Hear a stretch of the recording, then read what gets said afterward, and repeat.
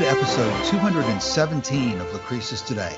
This is a podcast dedicated to the poet Lucretius, who wrote On the Nature of Things, the most complete presentation of Epicurean philosophy left to us from the ancient world.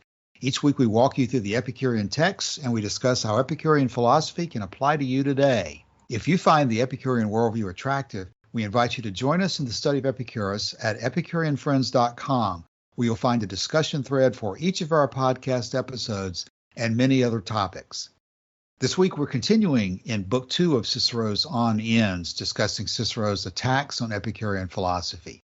Last week we dealt mainly with this question that was raised by Cicero about why Epicurus seemed to say that time is irrelevant to pleasure. We talked about several of the principal doctrines that indicate that an infinite life would hold no greater pleasure than a life of limited duration, which seems to be a part of Epicurus's argument that reconciles us to being mortals, that we don't have to be immortal in order to live a complete life, that extra time in life is desirable and provides us variation, but it does not make pleasure any greater than the pleasure that we can experience on any particular day while we're alive.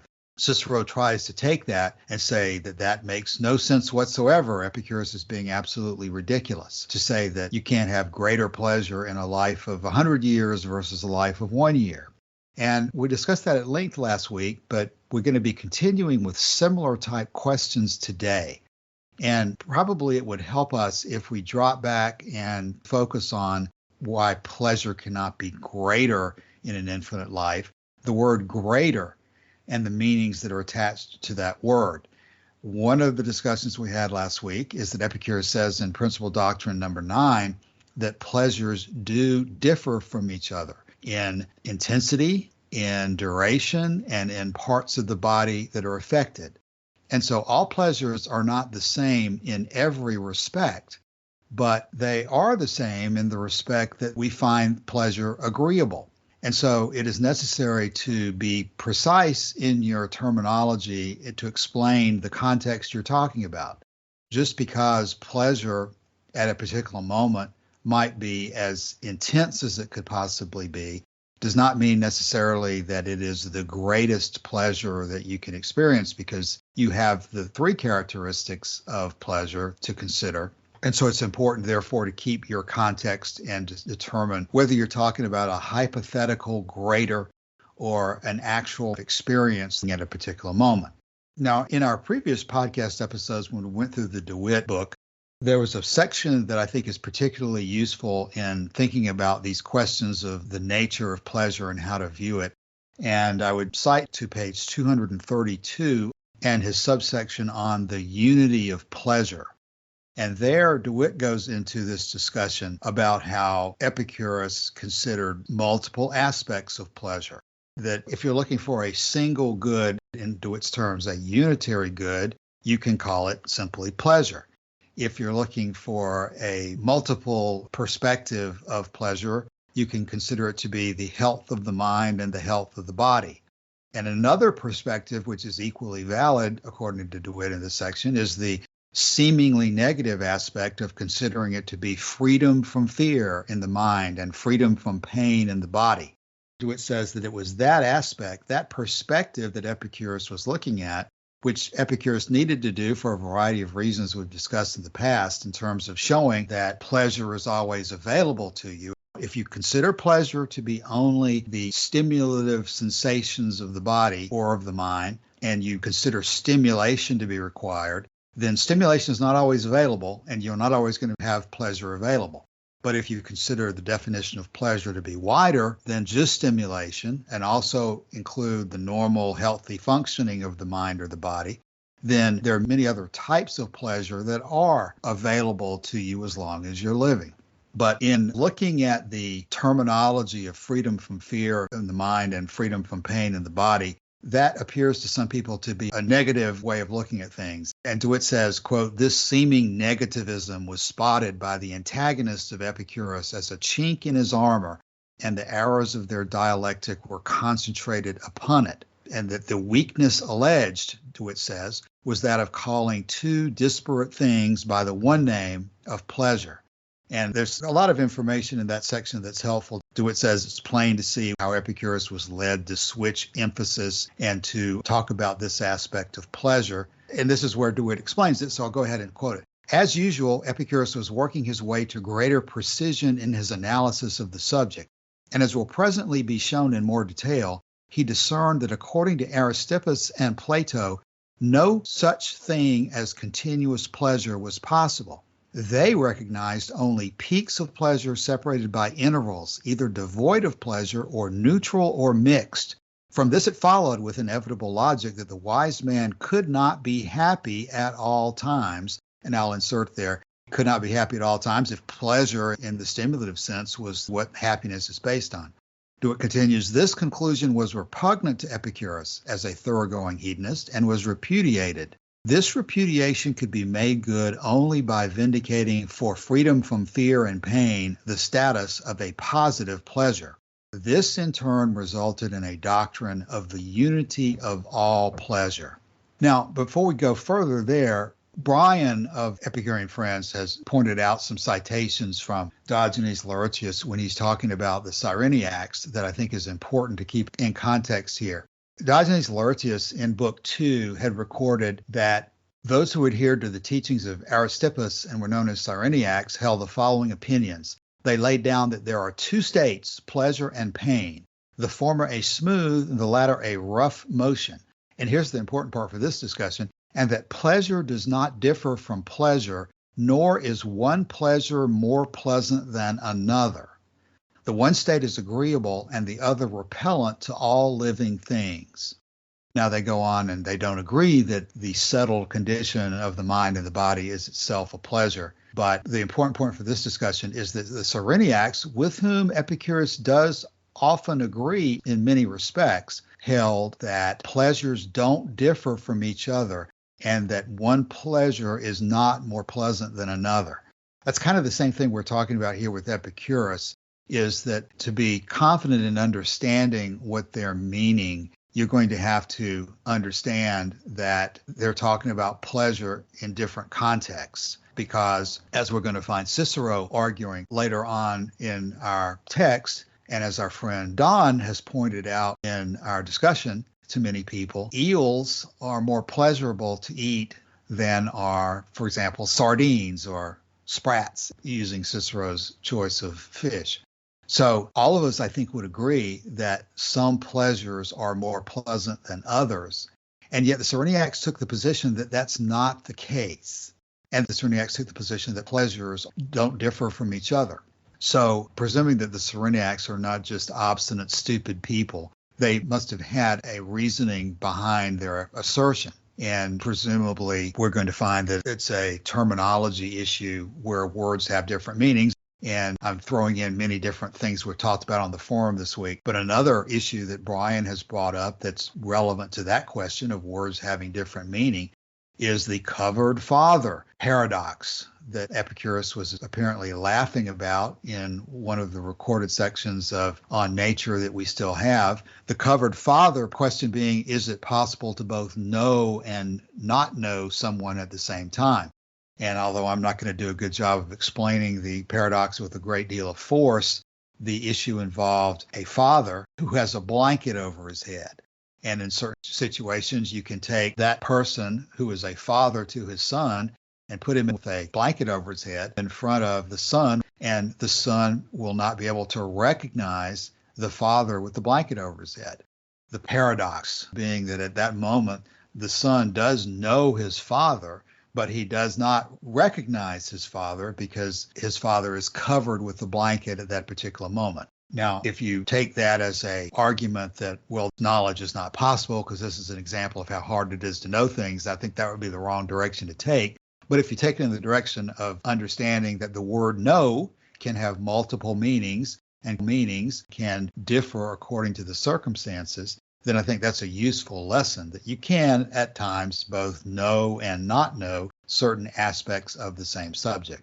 So applying that to the question of pleasure here, you can take the position from different perspectives that pleasure does differ from each other at particular times in the sense of being greater or lesser or longer or shorter or the part of the body involved. But you can also take the position that pleasure does not differ from each other in the sense that all pleasure is agreeable. So it's very important to take the circumstances into account when you're talking about the words that you're using.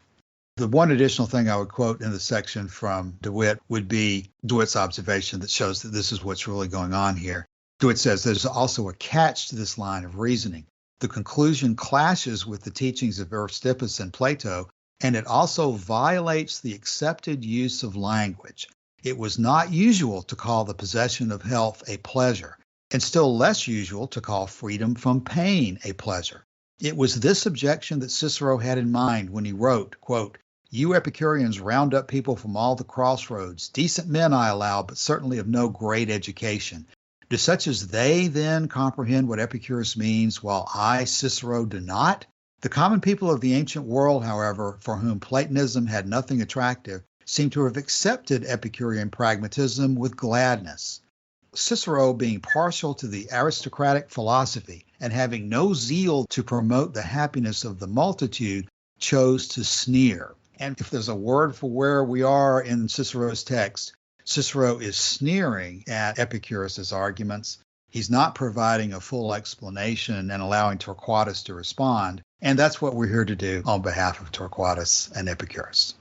Something that strikes me as very interesting here, Cassius, in DeWitt's book under this subsection, The Unity of Pleasure, is that what he does here, I know this is kind of tangential to your main point regarding Cicero, but what DeWitt does here is gives us a way to thread the needle in dealing with all of these Greek terms and how they relate to each other.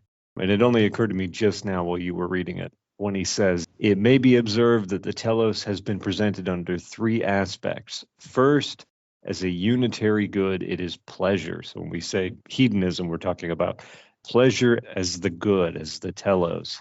But that's not the only word that you hear in relation to Epicurean philosophy. You also hear about eudaimonia. Typically, when we've been talking about happiness last week and in the weeks before that, we haven't been using the word eudaimonia, but that's the word that Epicurus would have used. And when DeWitt says second, as a dualistic good, it is health of mind and health of body. I don't know if I would call that an exact translation of eudaimonia, but it gets us part of the way there. And then he says third, in a seemingly negative aspect, it is freedom from fear in the mind and pain in the body. And here we have ataraxia and aponia, absence of pain. But DeWitt's main point, of course, in all of this is that all of these terms and the states or conditions that they refer to or relate to are subsumed into pleasure in Epicurean philosophy, into the unity of pleasure. It occurs to me that that could be a helpful way to talk about some of this stuff, because we haven't been very good at going through Cicero here on going back to the Greek words. When he's talking about the blessedness of the gods or whatever, that's the Greek word makarios, blessedness. When he's talking about happiness, we're talking about, in Greek, eudaimonia. Like I said, it just occurred to me now to put it in these terms here by reading through DeWitt, but it occurs to me that's one helpful way to get a handhold on some of this material. It doesn't help us with the covered father situation. Before you go further on the covered father, I don't think what you've just said is a tangent by any means. And before we go on to the specifics of the covered father, an additional part of Diogenes Laertius' Book 2 that Brian cited for us relates to this issue of happiness as well that you've just been talking about, because at sections 86 through 90 of Book 2, Diogenes Laertius says, they, meaning the Cyrenaics, also hold that there is a difference between end and happiness. Our end is particular pleasure, whereas happiness is the sum total of all particular pleasures, in which are included both past and future pleasures. So I think that's another example of when we're looking at the telos, happiness, fitting all of these words together, there's no necessary conflict between or contradiction between the different perspectives. If you appreciate the direction you're coming from, then all of these positions are true. And they don't contradict each other, but they fit together and explain how things can appear different depending on your perspective. Yeah, there's no conflict, as you say, between these positions, at least if you understand it as DeWitt understands it. The problem is we don't always have DeWitt in the forefront of our minds. When people ask us the question, how does that relate to ataraxia? And we're left standing there without a very good answer. One of the things that's very, very helpful about having DeWitt's book is that he covers everything just about in the philosophy. And so he's a great resource to refer back to settle some of these questions. Yes, Joshua. And so in citing DeWitt, we're not going to go into the full section here on the unity of pleasure, but DeWitt takes us after that part we've been talking about directly back into the discussion of authorized doctrine number 9 that we discussed last week. If every pleasure were alike condensed in duration and associated with the whole organism or the dominant parts of it, pleasures would never differ from one another. And then DeWitt says, positively stated, the meaning would be that pleasure is always pleasure. It is of no consequence that some pleasures are associated with the mind, others with the stomach, and others with other parts, or that some affect the whole organism and others only a part, or that some are brief and intense, while others moderate and extended. In other words, it makes no difference that some pleasures are static and others kinetic. Pleasure is a unit. This unity could be expressed in ancient terminology by saying that all pleasure was a kind of motion, kinesis or motio, the ancient equivalent of reaction. So again, we have the same situation. Obviously, the pleasures of the hand differ from the pleasures of the mind, and some pleasures are longer than others, and some pleasures are more intense than others. But at the very same time, all pleasures are alike in that they are pleasing. So you have to be sure you don't get confused and think that the differences prevent there being some common ground between pleasure. And at the same time, you have to make sure that the emphasis on a common ground of pleasure does not trip you up into thinking that all pleasures are exactly the same. Everyone knows from their common experience that all pleasures are not exactly the same. Everyone knows from their common experience that a pleasure that lasts 5 seconds is going to be most of the time more desirable than a pleasure that lasts 1 second. But at the same time that those things are true, Epicurus can also take the position that no greater pleasure is experienced over 1,000 years than would be experienceable in 100 years or 1 year. The word greater has different meanings, just as all these other words we're discussing have different meanings. Okay, that provides us some background from where we were last week. And so where we are today is in the upper half of page 67 of the Reed edition. And I think the part that we've not read so far is where he says, quote, "Oh, but our philosopher is subject to pain as well. Yes, but he sets it at naught, for he says that if he were being roasted, he would call out, 'How sweet this is!' In what respect, then, is he inferior to a god, if not in respect to eternity? And what good does eternity bring but the highest form of pleasure, and that prolonged forever? What boots it then to use high-sounding language unless your language be consistent? On bodily pleasure, I'll add mental if you like, on the understanding that it also springs, as you believe, from the body, depends the life of happiness. Well, who can guarantee the wise man that this pleasure will be permanent? For the circumstances that give rise to pleasures are not within the control of wise men, since your happiness is not dependent on wisdom herself, but on the objects which wisdom procures with a view to pleasure. Now, all such objects are external to us, and what is external is in the power of chance. Thus, fortune becomes lady paramount over happiness, though Epicurus says she, to a small extent, only crosses the path of the wise man. Now, as usual, there's several things being said in this paragraph that will probably take us all the rest of this episode to discuss for today. But first of all, let's go ahead and use the perspectives we've been discussing to deal with the issue of, is the wise man happy under torture? Because the first thing Cicero says in that sequence we just read is that if the wise man is being roasted, he would call out, "How sweet this is." Is that what the wise man would do when he's roasted or tortured? Call out how sweet it is? Well, again, Cassius, to take this back to DeWitt, because he dealt with this question as well. And it relates directly to this issue of the continuity of pleasure and whether you can be continuously happy. DeWitt says, this is on page 242, he says, "Those who denied that pleasure was the telos were naturally not concerned with the question of the continuity of pleasure, but there was an analogous question of equal consequence, whether the wise man could be happy under all circumstances. The importance of this revealed itself shortly after Plato's demise and showed no abatement for 3 centuries. In 2 passages, Cicero lists the names of those who gave an affirmative answer, from which the name of Plato is conspicuously absent, and elsewhere he pretends to cite the opinion of Epicurus, misrepresenting him shamelessly and using his name as an excuse for parading a tedious collection of his own translations from Greek tragedy on the topic of pain. What Epicurus is on record as saying is this: even if under torture the wise man is happy. Cicero chose to imagine him in the brazen bull of the tyrant Phalaris, in which the victims were roasted alive, and as saying, "How pleasant, how little this torture means to me. This is a shabby invention and shameless quibbling.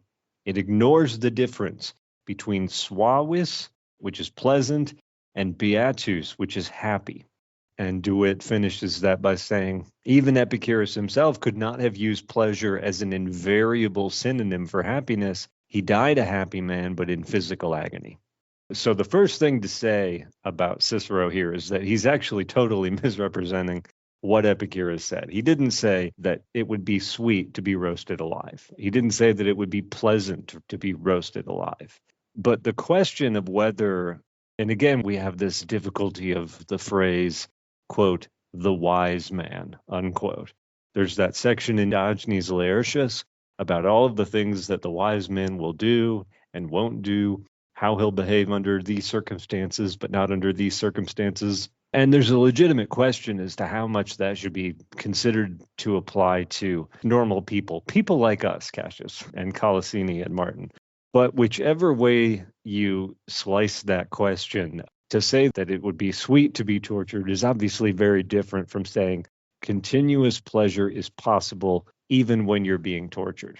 And credit where credit is due. There has been such a long history of Christian martyrdom, of people who face death gladly and willingly in horrific pain, and to all appearances, we're still happy. So it's not necessarily a question of whether it's possible. I'm not saying it would be easy, but we should deal with the question as Epicurus expressed it and not as Cicero is misrepresenting it.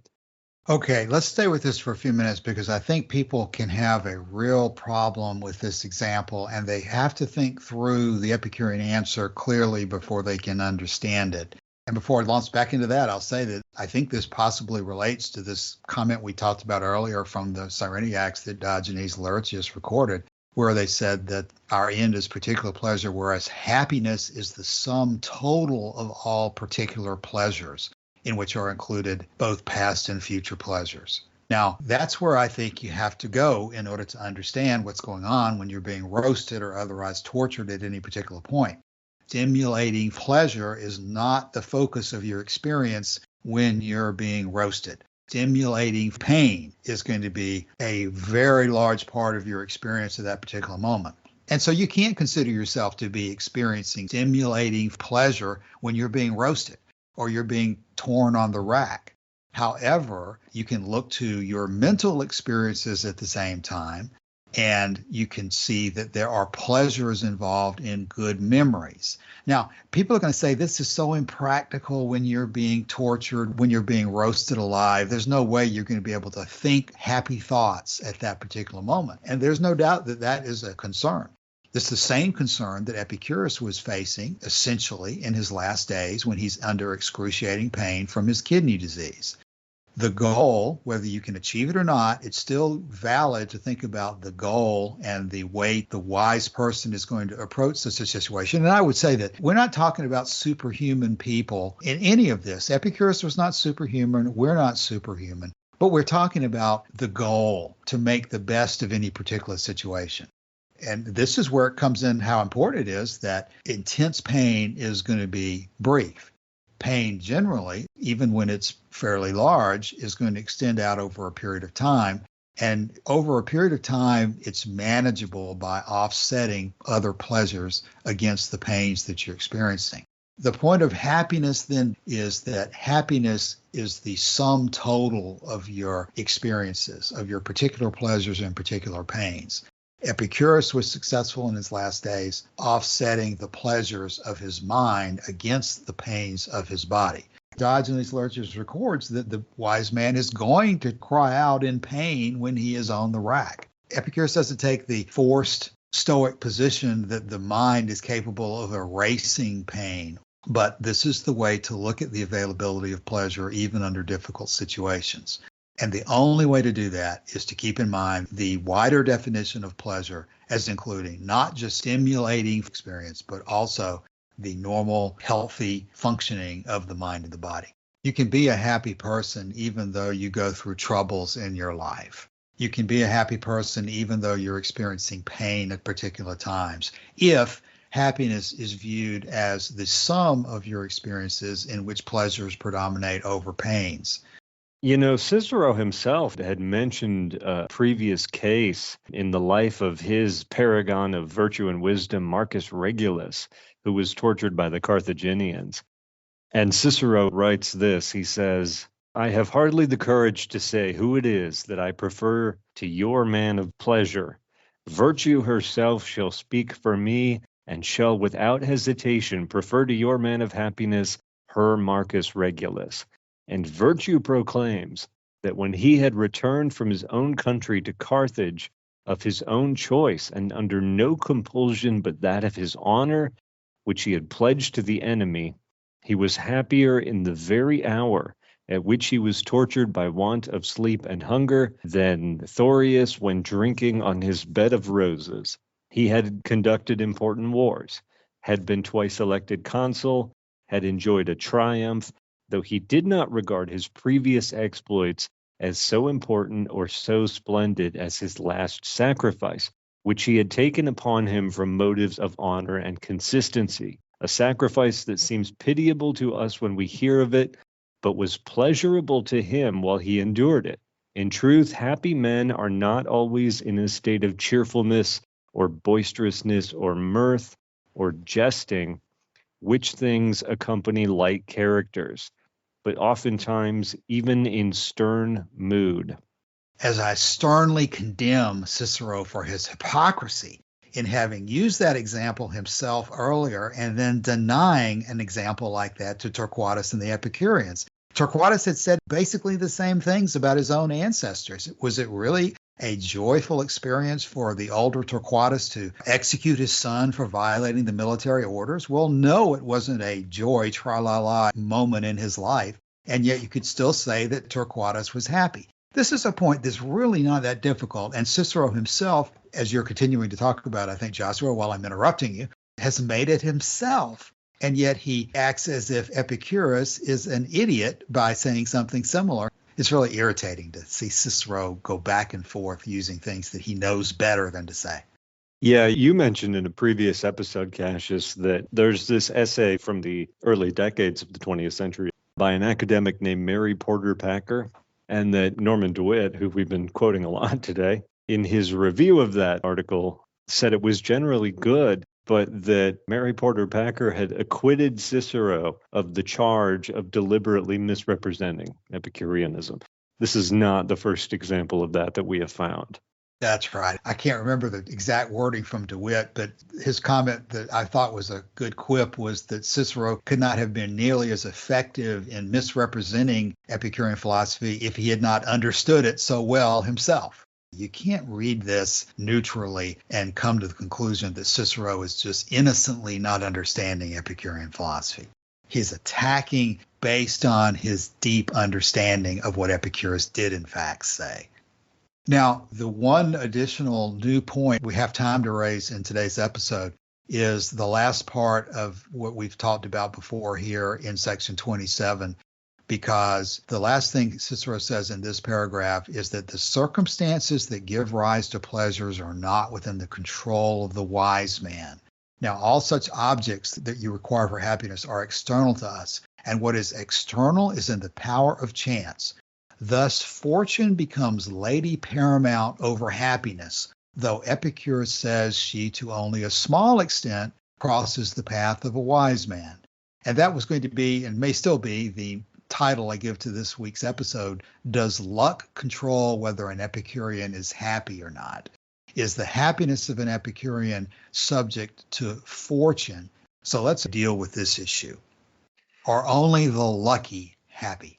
Is luck lady paramount, to paraphrase Yes, indeed. Yes, indeed. Frank Sinatra from that song that's now stuck in my head. So because we just came off this issue of Cicero deliberately misrepresenting Epicurean philosophy or evading key fundamental aspects of it in making his criticisms, he says here, when he starts off this section you're talking about, on bodily pleasure, parentheses, I will add mental if you like, on the understanding that it also springs, as you believe, from the body, and parentheses, depends the life of happiness.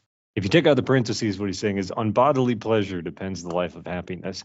And then he goes on to say that bodily pleasure is subject to chance. Well, Epicurus's whole advice on this question deals at least predominantly with mental pleasure, which, of course, as he says, is rooted in the body in Epicurean philosophy.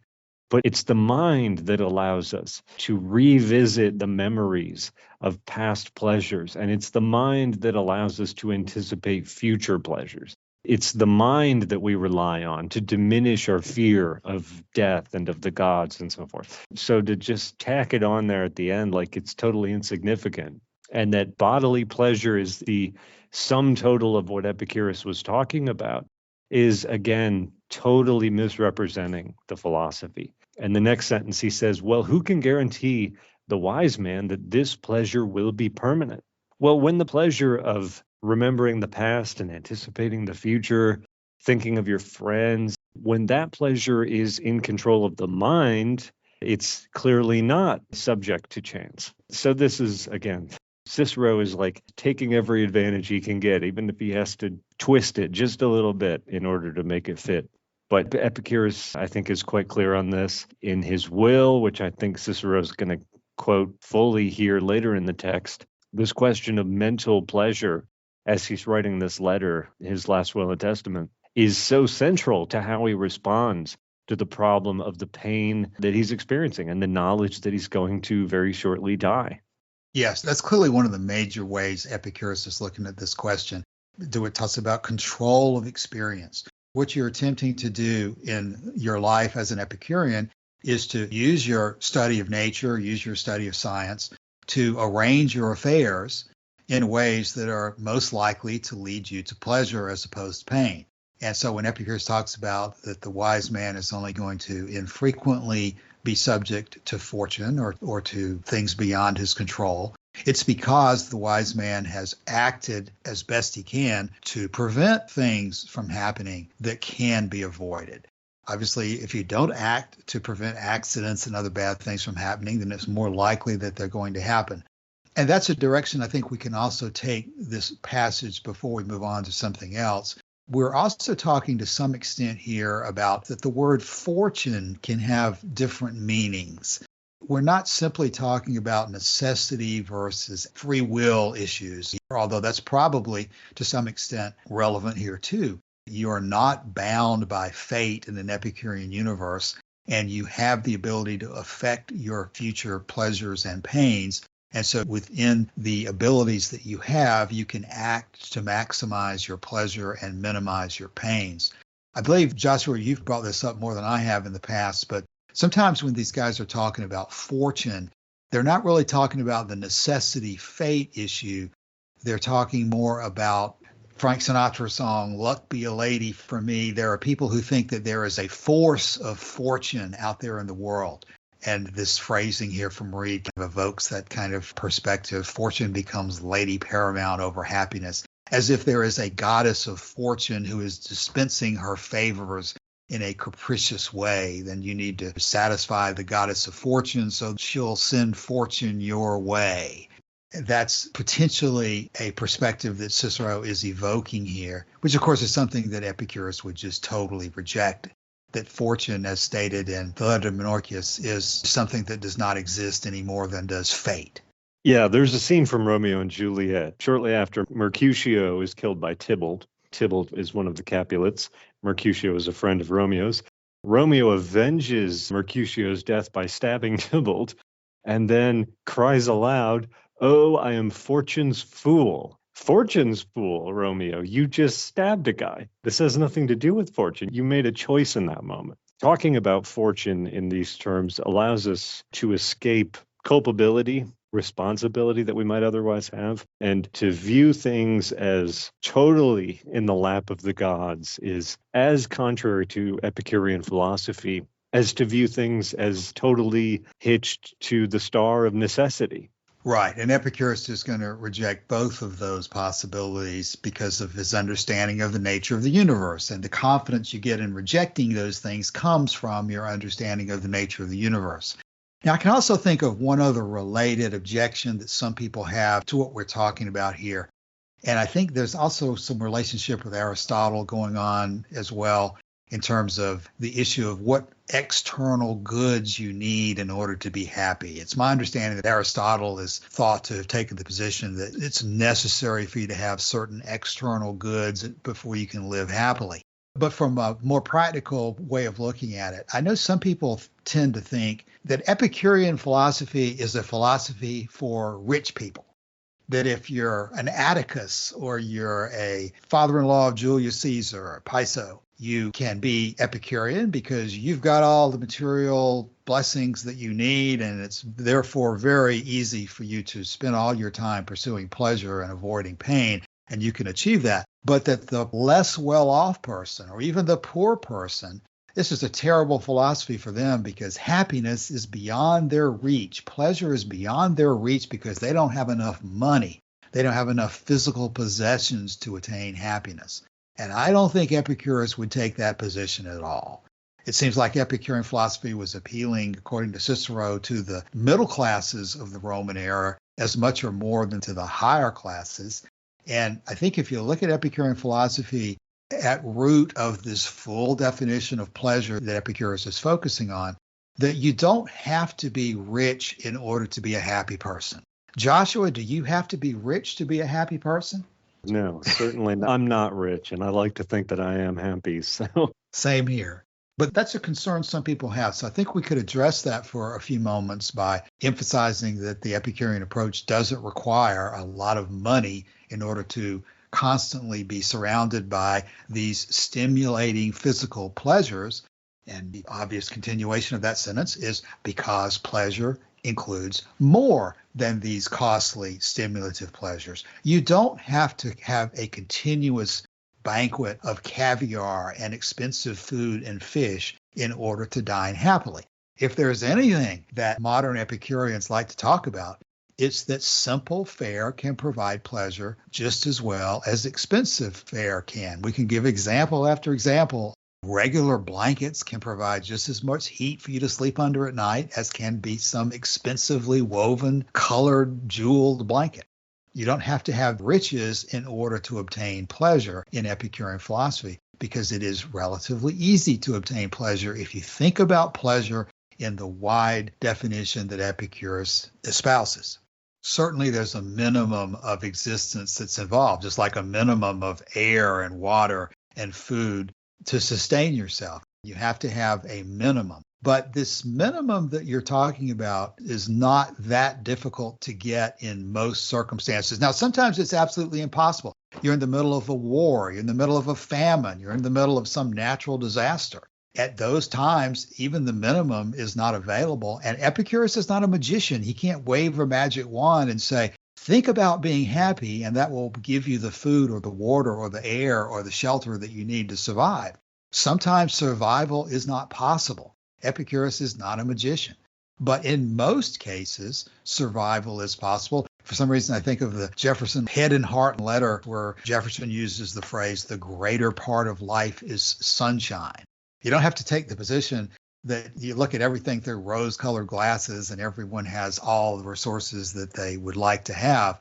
But in most cases, for most of us, our survival is really not in jeopardy. Our choices from day to day and moment to moment do not generally involve us staying alive through adversity. We've got circumstances largely under control, and happiness is possible in the great majority of those situations. Yeah, there's a quote by Henry David Thoreau. He says that a man is rich in proportion to the number of things he can afford to let alone, which is perhaps a bit vague in its own terms. But when you consider Epicurus's advice when it comes to desire, and specifically how he categorizes desires, you have desires that are natural and necessary to be fulfilled, desires that are natural but unnecessary to be fulfilled. They can enrich your life, but you can live without them. You can even be happy without them. And then there are vain desires, desires that are unnatural and unnecessary, and that spending your life hoping for these things is actually more corrosive to your happiness than if you just let them be and focused on the blessings you already have. We could certainly go on and on and on talking about this aspect of Epicurean philosophy, because it seems to be the one aspect of Epicurean philosophy that just about everybody agrees on in terms of Epicurus's emphasis on pleasure and happiness being relatively available to most people most of the time. And principal doctrine number 3, which talks about the pain that does come our way, reinforces that by emphasizing that pain that comes our way is generally going to be short if it's intense, or manageable if it's long. And if the pain that comes our way is so unmanageable and so intense that we can't stand it, then we do at some point die. And that's always an alternative. If you want to think about hypotheticals in which you're led to an extreme and you have to take extreme positions and take extreme action, it's always possible to escape from unendurable pain. Unendurable pain is not something that has the ability to keep you in its grasp forever.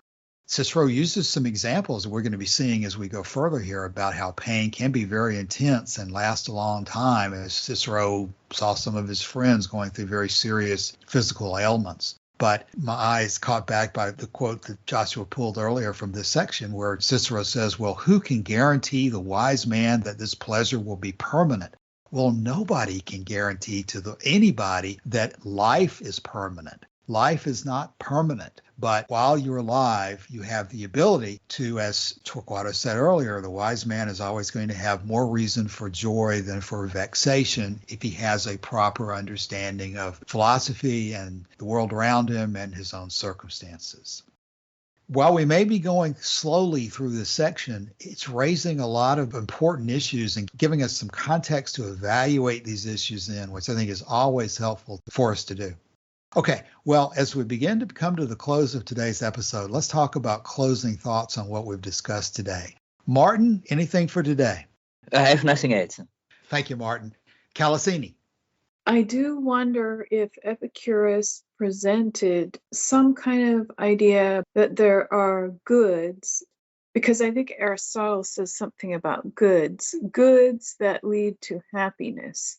One thing I would say in response to that, Calasini, is that I think that's going to be another example of the main theme of our podcast today, that words can have different meanings in different contexts.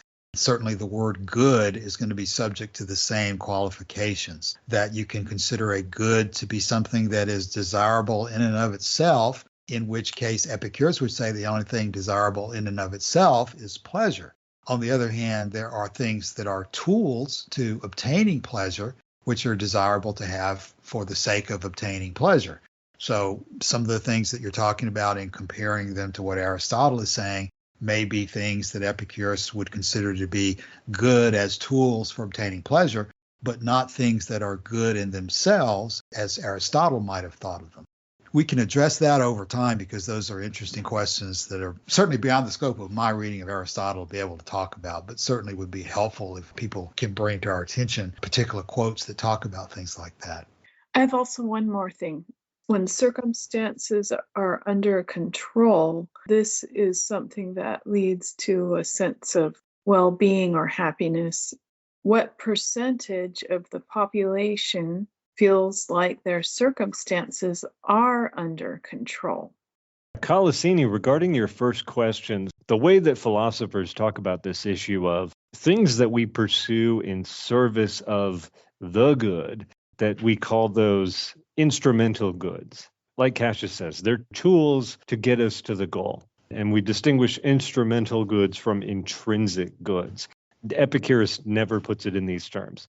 But actually, Diogenes of Oinwanda kind of does deal with this question in fragment 32. He says, I shall discuss folly shortly and virtues and pleasure now. If, gentlemen, the point at issue between these people and us involves inquiry into what is the means of happiness, and they wanted to say the virtues, which would actually be true, it would be unnecessary to take any other step than to agree with them about this without more ado. But since, as I say, the issue is not what is the means of happiness, but what is happiness, and what is the ultimate goal of our nature, I say both now and always, shouting out loudly to all Greeks and non-Greeks, that pleasure is the end of the best mode of life, while the virtues, which are inopportunely messed about by these people, being transferred from the place of the means to that of the end, are in no way an end, but the means to the end. So he's only talking about virtue there, but it does give us a very good understanding of where this conversation might have gone in the ancient world. That virtue is not the good, but virtue is instrumentally good in that it is useful in service of the pursuit of the intrinsic good, and the intrinsic good is pleasure. I don't know if that's helpful, but again, that's fragment 32 from the inscription of Diogenes of Oinwanda. Joshua, any comment on Calasini's second question about how many people in the world today think they have their circumstances under control? That question's a little more difficult, I think. I wouldn't really know how to grapple with it. Yeah, nobody can really know. It's relevant for why people approach philosophy. If some people are coming to philosophy for the sake of finding answers that help them in life and a kind of therapy to improve their life. Yeah, because if the answer is no one is happy, then that's a real problem, not just for philosophy, but for mankind.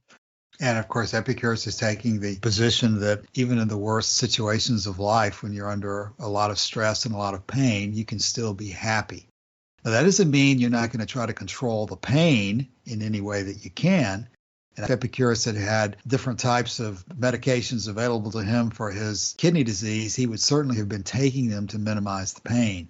But the ultimate position of Epicurean philosophy is that you can be a happy person even though pain is present, because there are ways to find pleasures in virtually every situation that can outweigh the pains that come your way. Okay, Joshua, closing thoughts for today? Cassius, you mentioned a little bit ago that we're going through this material very, very slowly. And I do feel that, but it's like you've been saying, Cicero raises so many interesting, not always well-founded, but often interesting objections. And these are objections that if we want to defend Epicurus, then we have to grapple with these problems. So we're taking our time going through this, and it's been, I think, rather rewarding for the most part, sometimes quite difficult, but rewarding. And I would just finish that by saying that we've been getting good comments from Brian and Don and Godfrey and other people on the forum. I'm not mentioning everybody, but it's really helpful to have those comments and questions and problems to work through while we're working through this. So if you have anything to add, please go to the forum and post your comments there. Yeah, exactly, Joshua. I'm finding this material to be extremely interesting. And yes, we do have to go through and put it in a modern context so that people who don't understand who Piso Frugi or the different people that Cicero is naming are. But it's really not that hard to do, because it seems to me that most of these questions, and maybe even all of them, they're the same things that we're going to deal with today in our own understanding of Epicurean philosophy versus the competing possibilities. All we have to do is look back and see that life apparently in 50 BC in Rome was not all that different than life today, in that many of the intellectual and physical challenges were very similar to what we face now. And going through this material and seeing the way Epicurean philosophy is attacked is a really good way to deepen our understanding of the direction that Epicurus is coming from. Okay, we'll come back next week and continue at the top of section 28 of book 2 of On Ends. And so in the meantime, drop by the forum and let us know if you have any questions or comments about anything we've discussed here or anything else related to Epicurus. Thanks for your time today. We'll be back next week. See you then. Bye.